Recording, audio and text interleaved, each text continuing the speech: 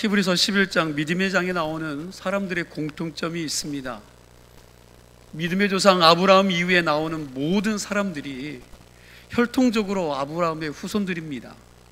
또 하나는 아브라함의 아내 사라를 제외하고는 다 남자들이라는 것입니다.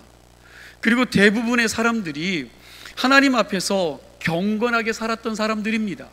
그런데 오늘 본문에 등장하는 인물은 앞에서 나온 사람들과 좀 다르죠. 아브라함의 후손도 아니고 남자도 아니고 경건하게 산 사람도 아닙니다. 혈통적으로 이방 아모리 족속이고 여자이고 거기다가 천한 신분을 가진 기생입니다. 그런데 이 여인의 이름이 믿음의 전당인 히브리서 11장에 명예롭게 들어가 있다는 것입니다. 유대 역사가 요세푸스라는 사람이 라합이라는 이 여인을 미화하여 자기 글에 기생이라고 쓰지 아니하고 여관 주인이라고 표현을 했습니다. 그러나 성경을 보면 라합은 여관 주인이 아니라 기생이었다는 것을 알 수가 있습니다. 기생이라는 말이 헬라어 원어로 포르네이고 여관 주인이라는 말이 헬라어로 조나라고 나와 있습니다. 히브리서나 야고보서를 보면 라합에 대해서 이야기할 때에 기생이라는 포르네라는 단어를 썼습니다. 기생 라합이라고 했다는 거죠. 그러니까 라합은 여관 주인이 아니라 누구예요? 기생이었던 것입니다. 사실 기생이란 말이 좋은 이미지는 아닙니다.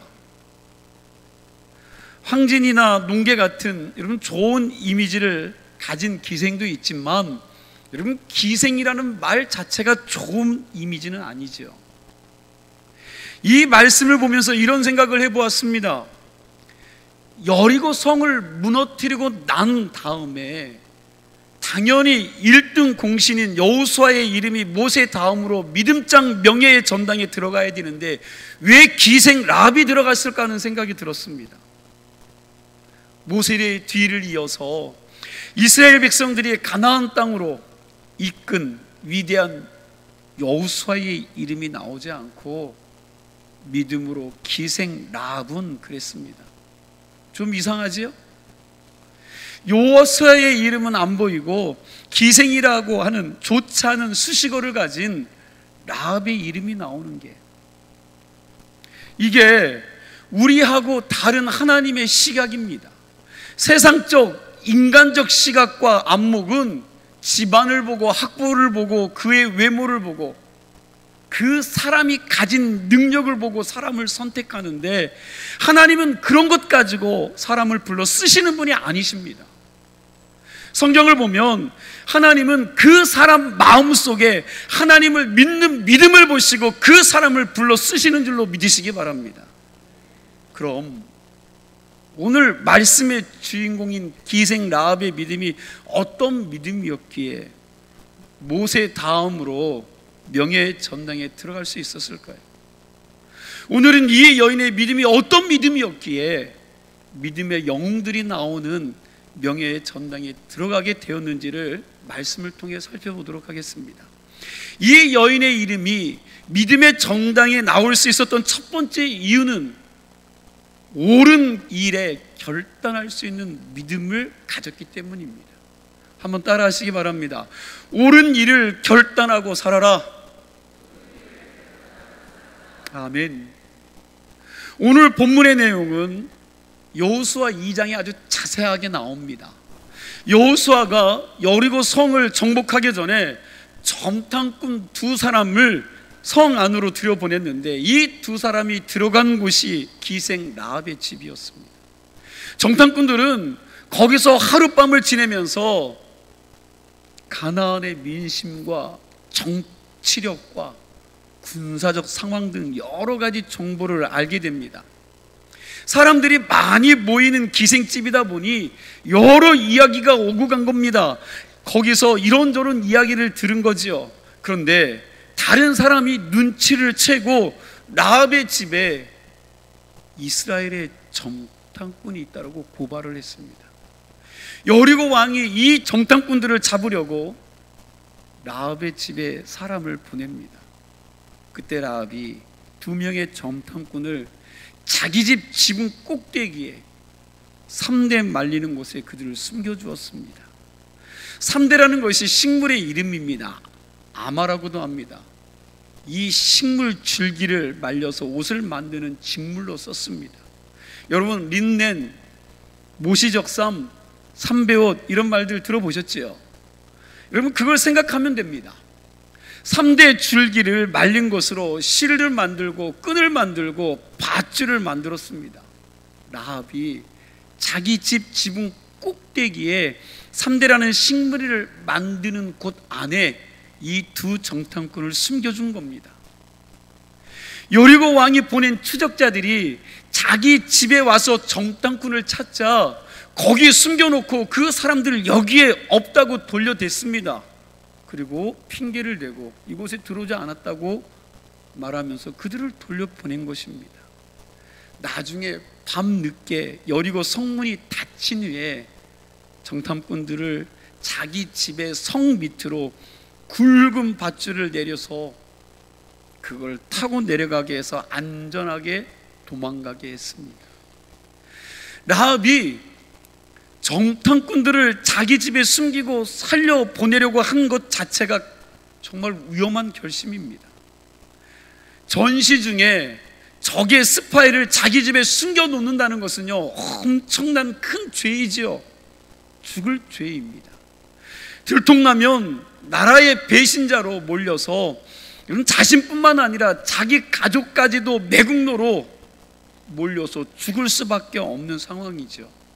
그런데도 라합은 이스라엘의 이 2 정탐꾼을 위해서 자기의 생명을 걸었습니다. 자기 목숨을 걸은 거예요. 라합이 이렇게 할 수 있었던 믿음의 고백이 여호수아 2장 9절과 11절에 나옵니다. 이렇게 말하지요.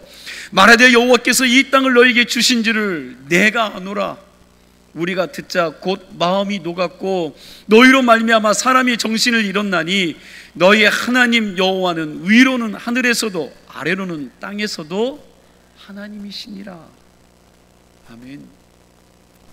이러한 믿음의 고백이 있었기에 라합은 믿음으로 자기 목숨을 걸고 정탐꾼들을 보호하고 살려보낸 것입니다. 이러한 믿음의 결단 때문에 이스라엘 백성들이 여리고 성을 정복하고 난 다음에 자기도 살고 또 누구도 살아요. 가족들이, 자기 가정이 살게 되었다는 것입니다.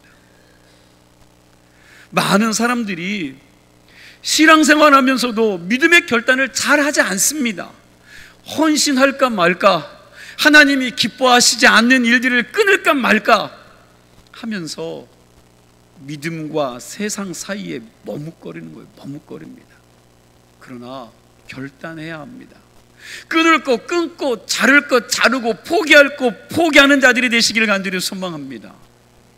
열왕기상 18장 말씀해 보니까 엘리야는 갈멜산에서 850대 1로 전투를 치르면서 양다리를 거치고 있는, 중간에 걸치고 머뭇거리는 그 백성들에게 이렇게 말했습니다. 엘리야가 모든 백성에게 가까이 나아가 이르되 너희가 어느 때까지 둘 사이에서 머뭇머뭇하느냐. 여호와가 만일 하나님이면 그를 따르고 바알이 만일 하나님이면 그를 따를지니라. 여호수아 24장 15절 하반절 말씀도 보면 여호수아도 이스라엘 백성들이 그동안 하나님께서 우리의 민족을 여기까지 어떻게 인도해 주셨는지를 이야기하고 너희들 믿음을 결단하면서 살아야 된다 하면서 이렇게 말했습니다. 너희가 섬길 자를 오늘 택하라. 오직 나와 내 집은 여호와를 섬기겠노라. 하나님의 은혜를 엄청나게 받고도 세상과 하나님을 놓고 평생 동안 결단하지 못하고 사는 그 이스라엘 백성들에게 여호수아는 자기의 신앙 고백을 이야기하고 있는 겁니다. 자기가 마지막으로 유언으로 이 말을 이스라엘 백성들에게 하고 있는 거예요. 라합이 이스라엘의 정탐꾼을 살리기 위해서 자기의 목숨을 건 것은 이미 믿음으로 결단하는 삶을 살았기에 그것이 가능했던 것입니다. 어떻게 그럴 수 있었습니까? 라합은 하나님에 대해서 소문으로만 듣고도, 여러분 라합은요 소문으로 그 하나님을 들었습니다. 소문으로만 듣고도 믿은 사람이라는 거예요. 누가요? 라합이. 자기 집에 드나드는 사람들을 통해서 하나님이 당신의 백성들과 함께 하시면서 이스라엘을 어떻게 그들과 함께 일하셨는지 소문을 듣고 하나님을 믿고 결단하는 삶을 살았습니다.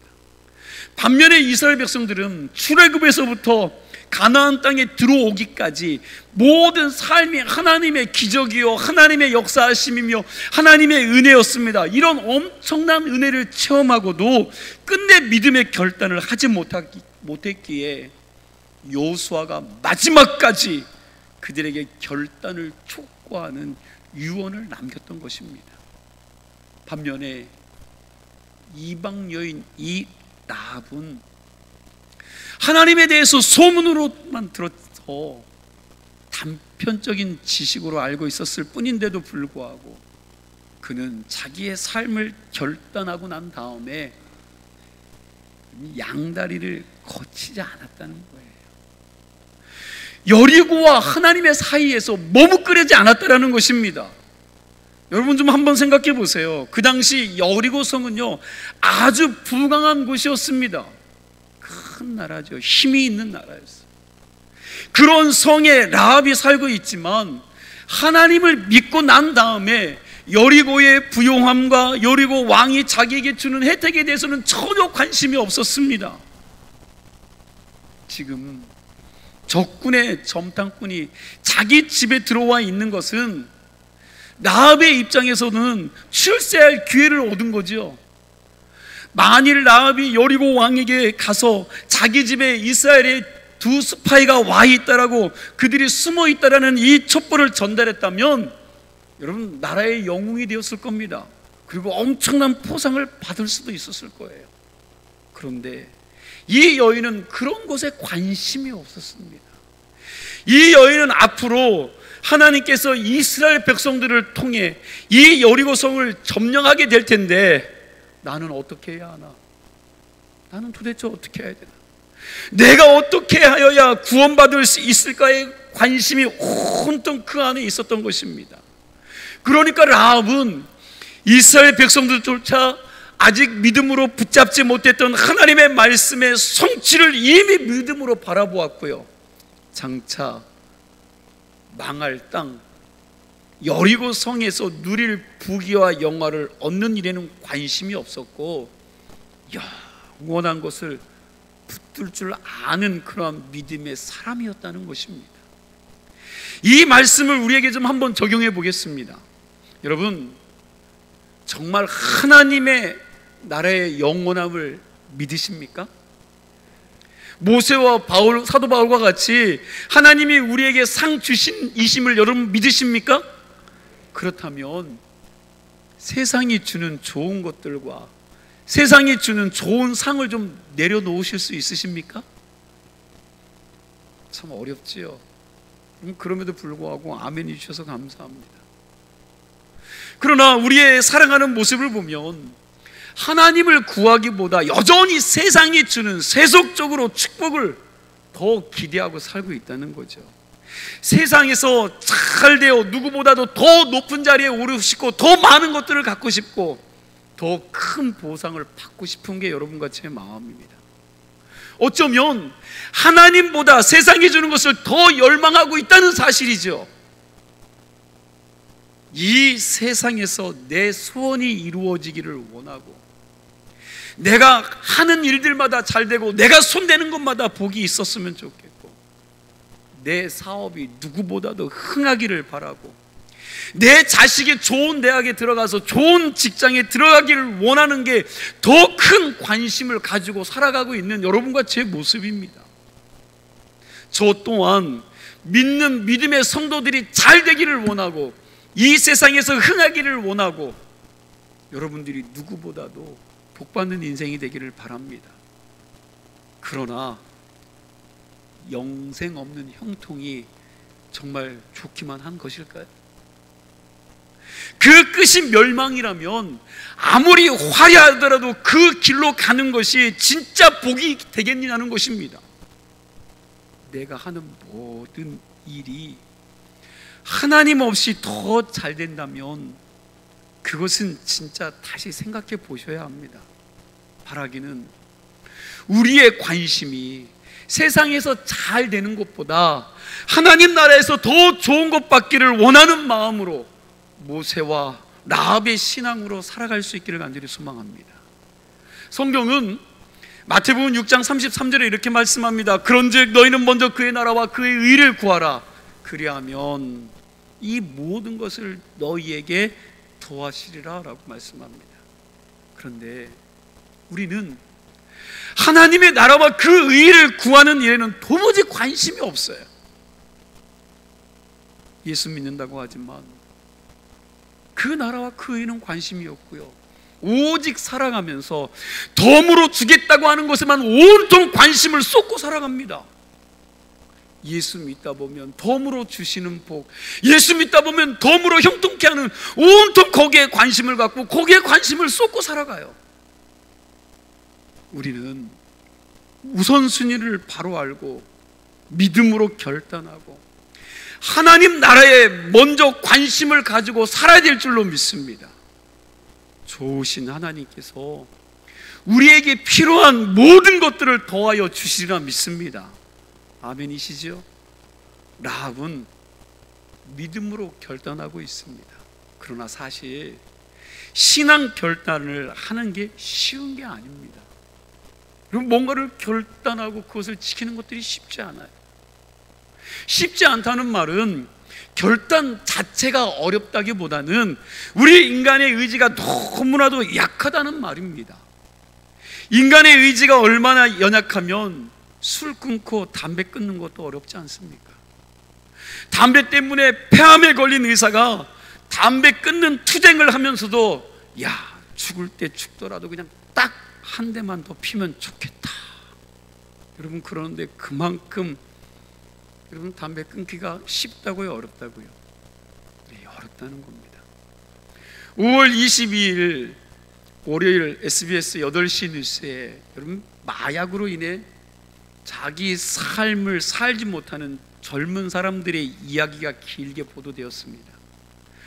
거기 보니까 마약으로 인해 고생하는 청년이 이런 말을 하더라고요.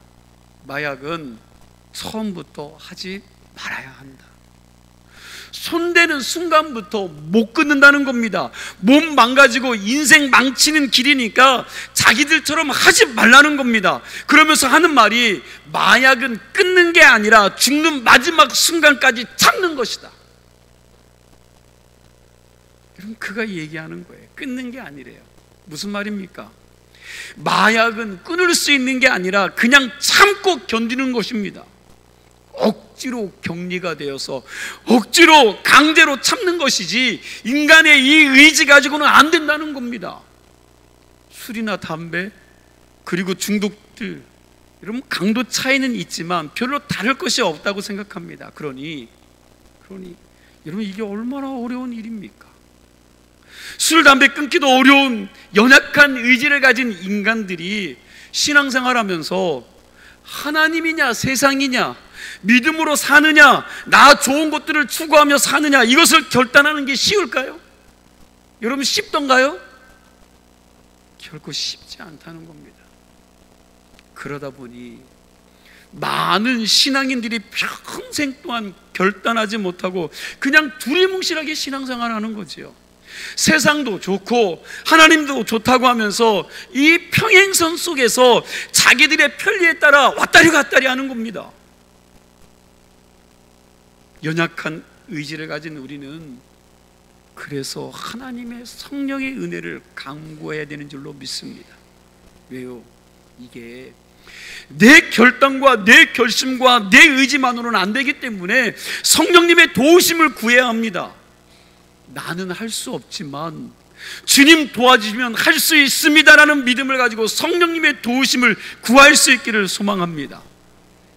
하나님의 성령이 역사하시면 우리는 변할 수 있습니다. 내 의지로는 할 수 없는 것도 할 수 있게 되는 줄로 믿으시기 바랍니다. 제가 연천에서 군중으로 군 생활을 할 때 군대에서 정말 아버지 같은 분을 만나게 되었습니다. 그런데 이분의 신앙 간증을 들어보니 예수 만나기 전 1년 365일 중에 300일은 술에 먹고 술에 쪄들어 살고 하루에 담배를 한 갑 이상씩 피웠다고 합니다. 여기서 끝나면 참 좋겠는데 그분이 간증하기를 노름도 매일 저녁 했다는 거예요. 그냥 사람 불러놓고 노름도 끊임없이 한 겁니다. 이분이 모태신앙인데 어머니가 아들 노는 친구들을 보니까 어때요? 다 깡패인 거예요. 살인자이고 깜빵에 들어가고. 그러니까 이 어머니가 그 아들 생각해서 얼른 졸업하자마자 일찍 군대에 갔다가 집어넣은 거예요. 군대에 와서 믿음 좋은 여인과 결혼했는데 여전히 이분의 삶이 변하지 않았습니다. 그런데 이분이 교회 부흥회에 참석해서 성령의 은혜를 경험하게 된 거지요. 하나님의 터치하심이 그에게 있었습니다. 부흥회하는 그날도 개울가 다리 밑에서 고기 잡으며 술 먹는데 당시 섬기던 교회 담임 전도사님께서 억지로 그 술 취한 그분을 끌어다가 부흥회에 참식시켰는데 거기서 이 술 취한 분이 성령의 능력을 경험한 거예요. 하나님의 만지심이 그날 일어난 겁니다. 이후에 그분의 삶이 완전히 변화되었습니다. 얼마나 변화되었는지 그 당시 전도사님께서 이분의 열심 때문에 피곤할 정도였어요. 전도사님께서 하시는 말씀이 그 당시 주일 아침에는 저희 부대 교회에 들어와서 9시에 예배를 인도하셨고요. 그 예배가 끝나면 본교회 가서 11시에 본교회 예배를 인도했는데 이분이 변화되고 나서는 이 두 교회를 왔다 갔다 하는 거죠. 모든 예배에 참석하는 겁니다. 예배뿐만 아니라 기회만 되면 교회가 사는 거죠. 그러자 전도사님께서 평생 예배 드리며 살 텐데 그렇게 신앙생활하면 지치니까 그렇게 하지 말라고. 여러분, 이런 말씀을 하셨다고 합니다. 그런 그에게 여러분, 이분이 이렇게 말하는 거죠. 전도사님, 그동안 수십 년 동안 제가 예배 못 드렸는데 그동안 빠뜨린 거 채우려면 하루에 서너 번 예배 드리는 것들로 부족합니다. 이분이 성령의 능력을, 성령의 터치하심을 경험하고 이런 말을 했습니다. 내가 모태신앙이고 아내도 자식도 예수 잘 믿지만 나는 40년 넘게 변화되지 않았었습니다. 그런데 하나님께서 나를 하루 저녁에 완전히 바꿔 놓으셨습니다.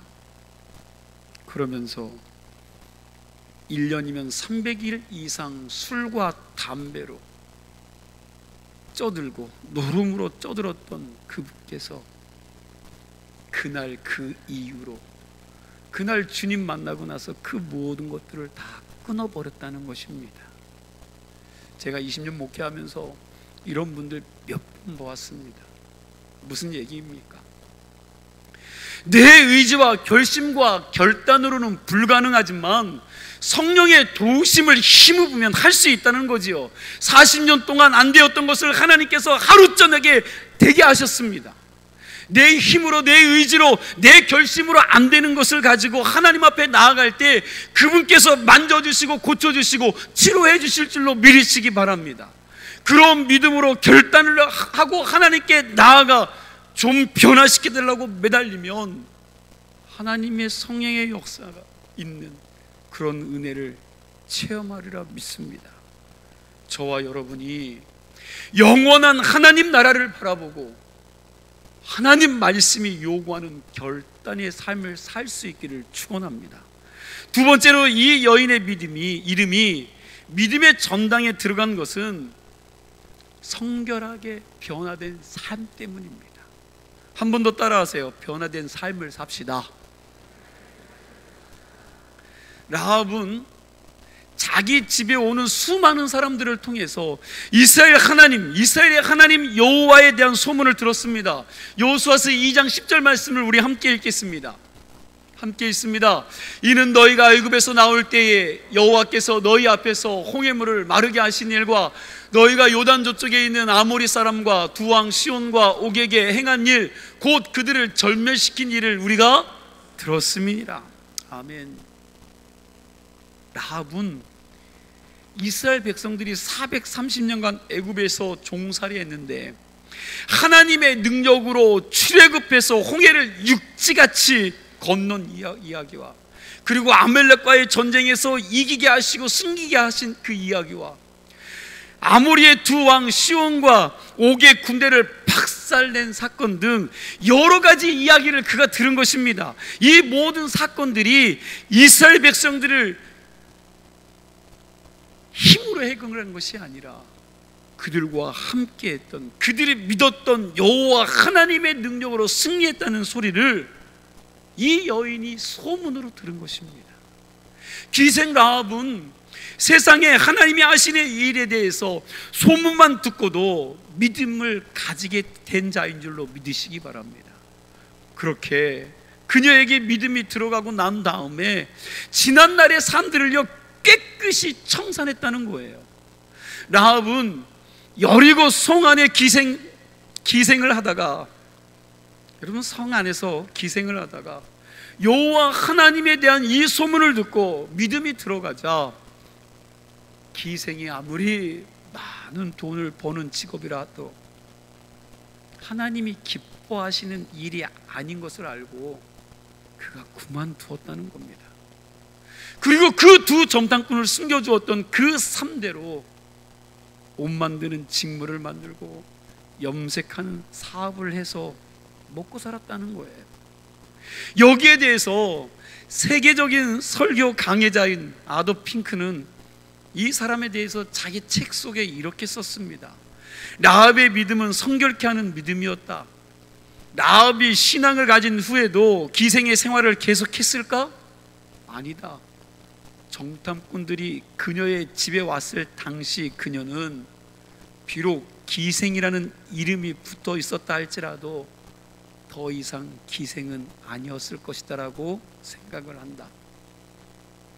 유다의 백성 살몬이 그녀와 결혼한 것을 보아도 그녀는 하나님을 믿고 난 다음에 기생의 생활을 청산했음이 틀림없다.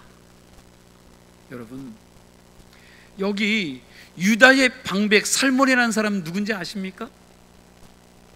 바로 두 정탐꾼 중에 한 사람입니다.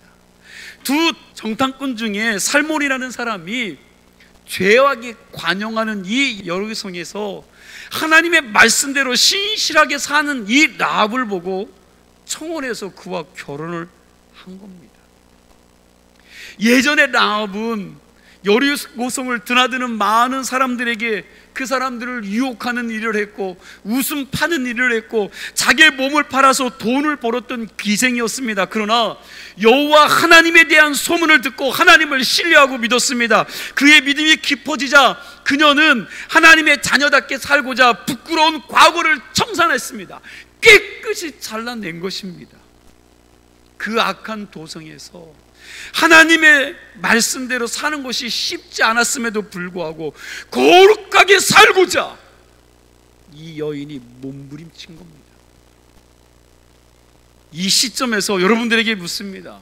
여러분, 우리가 지금 히브리서 11장에 나오는 신앙의 영웅들에 대해서 여러분과 제가 6개월 동안 여러분 변함없이 매주일 이 말씀을 듣고 있습니다. 이들의 여러 가지 믿음의 형태에 대해서 살피고 있는데, 여러분 믿음이라는 것이 무엇입니까? 여러분 6개월 동안 들었는데 믿음이 뭡니까? 라합을 통해 알 수 있는 이 믿음이 뭡니까?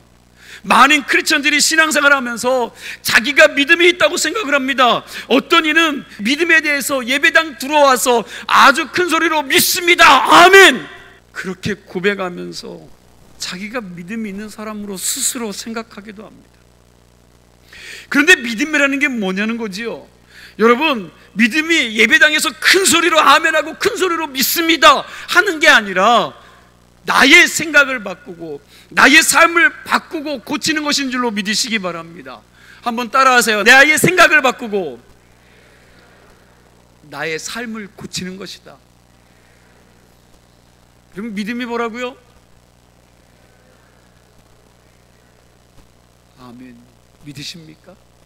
나의 생각을 바꾸는 겁니다. 나의 삶을 고치는 거예요. 믿음이 있다면서도 자기의 생각은 안 바꿉니다. 삶도 바뀌지 않았다면 그 믿음은 의심해야 되는 믿음이에요.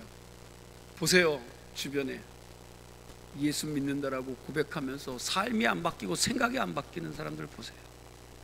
예수 믿은 지 오래되었음에도 불구하고 과거에 예수 믿기 전에 그 모습, 그 습관 그대로 산다면 어떻게 그 사람을 예수 믿는 사람이라고 말할 수 있습니까?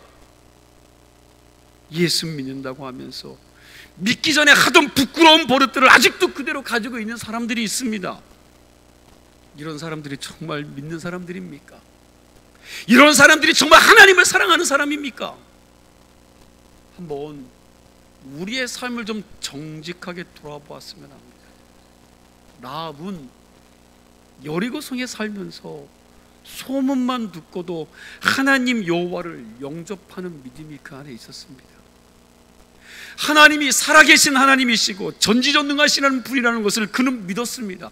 그리고 하나님이 기뻐하지 않는 것을 아주 단호하게 끊어버렸습니다. 그 삶에서 철저하게 버렸다라는 겁니다. 그 죄악의 도성 여리고에서 거룩하게 살기로 결단하고 자기의 삶을 고쳤습니다. 직업도 바꾸었습니다. 여자의 몸으로 엄청나게 하기 힘든 노동의 일을 한 겁니다. 3대로 옷을 만드는 직무를 만들고 염색을 하며 그의 일을 감당하며 생계를 유지하는 삶으로 바꾸어버렸습니다. 그렇게 사는 모습이 얼마나 아름다웠던지 정탐꾼 중에 한 사람이 살몬이라는 사람이 그녀에게 프로포즈하여 자기 아내로 삼은 것입니다. 그리고 그 사이에서 나온 아들이 누구인지 아십니까? 그렇죠, 보아스입니다. 보아스라는 사람.